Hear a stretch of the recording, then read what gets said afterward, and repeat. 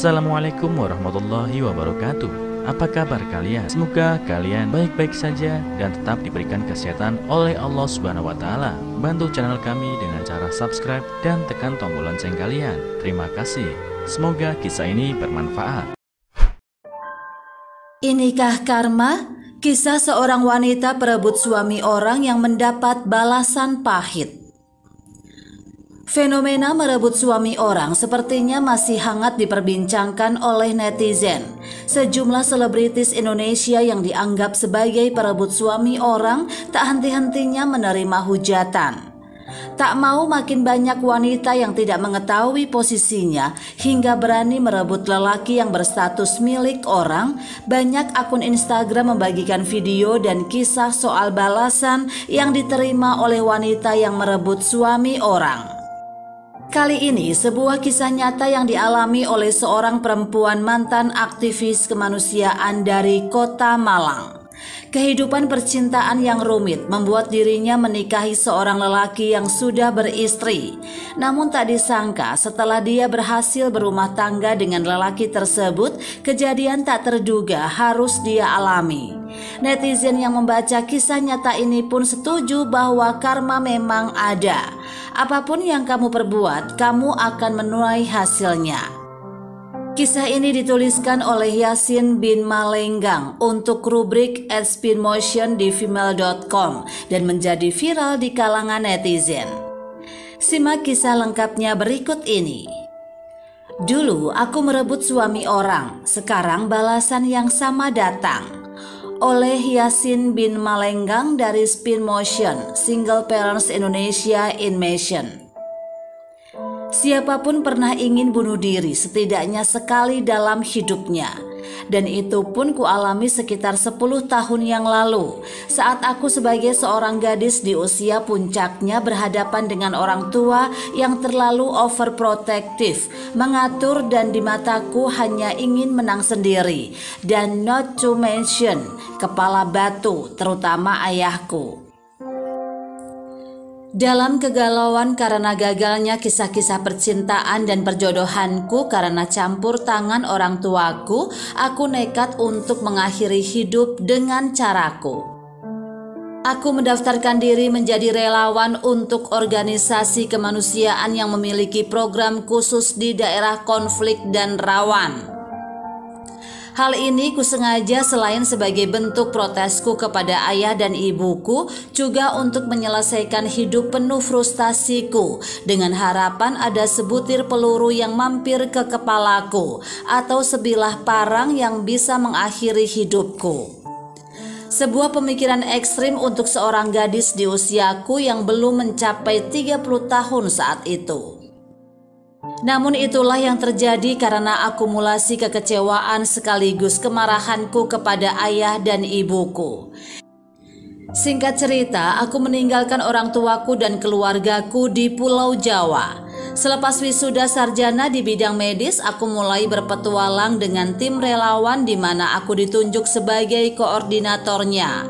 Di daerah konflik yang aku datangi, tugas kami hanyalah berkisar di antara masalah kesehatan, pemberdayaan masyarakat, dan hal-hal lain yang bersifat sosial dan kemanusiaan.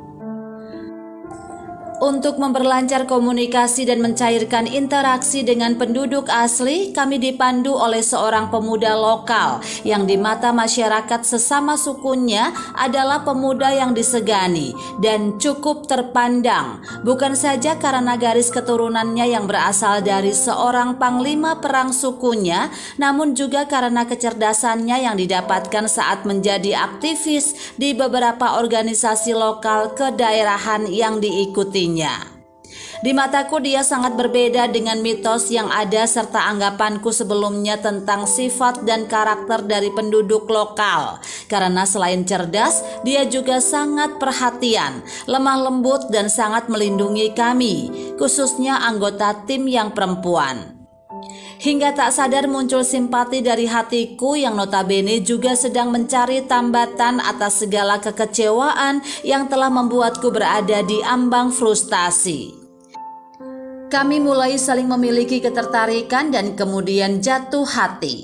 Namun sayang seribu sayang, dia akhirnya mengakui bahwa dirinya telah memiliki pasangan dan dengan pasangannya dia telah memiliki seorang anak laki-laki. Aku kaget, kecewa, patah hati dan kemudian berusaha untuk menjauh. Aku tak mau menjadi benalu bagi dirinya dan pasangannya. Bahkan demi menjaga agar tak terjadi kesalahpahaman, aku pun menemui perempuan yang menjadi pasangannya dan berbicara dari hati ke hati. Kami sepakat untuk saling menghormati dan saling menjaga perasaan masing-masing sebagai perempuan yang terlanjur sama-sama menyayangi laki-laki yang sama. Tepatnya, aku mengalah. Tapi yang terjadi selanjutnya adalah sesuatu yang biasa terjadi pada sebuah cinta segitiga. Singkatnya, seluruh faktor yang melingkupi hubungan kami pada waktu itu justru semakin mendekatkan kami, terutama dia yang ternyata tak mau kehilangan aku. Hingga pada satu momen akhirnya terjadilah apa yang harus terjadi. Si perempuan pasangannya meninggalkan dirinya dan anak laki-lakinya karena pertikaian terus terjadi pada mereka berdua. Dengan sumpah serapahnya, perempuan yang merupakan pasangan dari laki-laki itu menimpakan kesalahan pada diriku.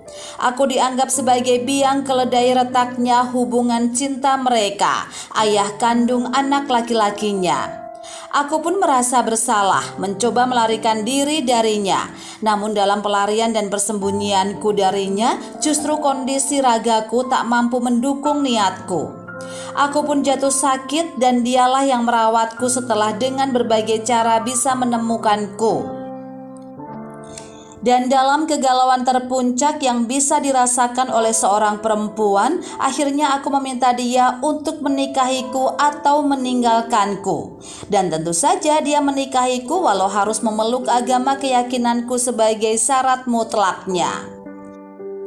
Kami menikah tanpa restu dan kehadiran kedua orang tuaku yang memang tidak kuinginkan terjadi karena aku tahu pasti mereka akan menolak mentah-mentah kegilaanku ini. Kami segera dikaruniai anak perempuan yang lucu dan rumah tangga kami pun sempat berjalan selama hampir 7 tahun lamanya.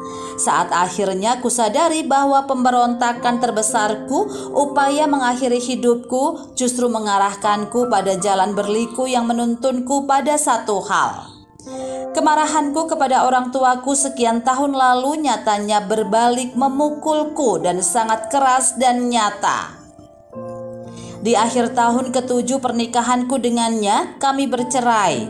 Dan alasan perceraian kami tidak kurang dan tidak lebih sama dengan kisah yang mengawali seluruh kisah percintaan kami, yakni cinta segitiga. Ya, aku yang pernah menjadi orang ketiga untuk hubungan cinta antara dua anak manusia, akhirnya harus memainkan peran yang berbeda dalam sebuah cinta segitiga. Dan sekali lagi, seolah semua perjalanan dalam sepenggal hidupku ini telah menunjukkan bahwa murkaku kepada orang tuaku di masa gadisku dulu kini akhirnya berbalik dengan keras meninjuku. Telak. What goes around comes around. Kini 10 tahun sejak pertemuanku dengan dia, aku tinggal dengan anak perempuanku, kembali ke Pulau Jawa dan menekuni kembali perjalanan hidupku. Aku bukan sebagai gadis muda yang mencari mati seperti dulu, namun sebagai ibu dan single parent yang berusaha untuk tetap hidup dan menjalani kehidupan bagi anak perempuanku. Karena kenyataannya sampai hari ini anak perempuanku yang belum berusia 4 tahun pun belum pernah sama sekali pun bertemu dan melihat ayah kandungnya.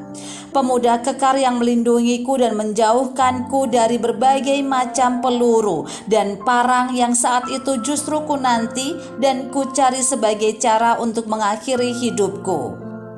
Dan ini semua mungkin juga karena doa dari ayah ibuku yang kini pun telah tiada.